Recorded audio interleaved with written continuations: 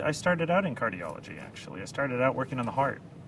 And the heart's interesting, every organ's, biology is interesting, period. It's fascinating. I mean, and what I love about biology, first, is that it's all there, we just don't know it yet.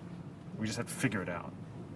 And if you're a scientist and you want to make a difference in medicine, there's no other organ more challenging, more magical than the brain. The brain is the last frontier for science.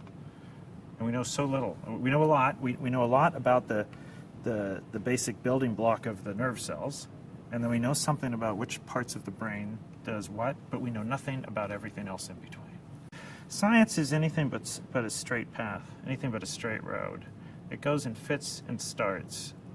You can focus yourself, or you can focus an entire group on one problem, and you may make no progress for 3 or 4 or 5 years, and then suddenly, within 6 months, you'll make enormous progress.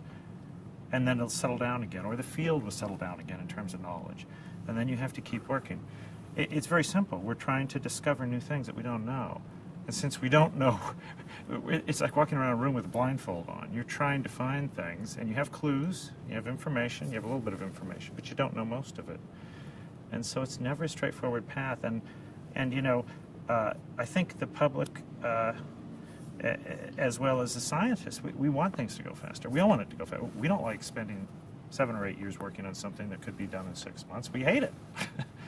We're as persistent as can be. We just want to get, we want to get there, but there's no straight path. And I think we all have to just, as a scientist, you accept it. I think the public has to understand that we don't want to take our time either. Every day we wait, more patients suffer from this disease. And it hurts us too.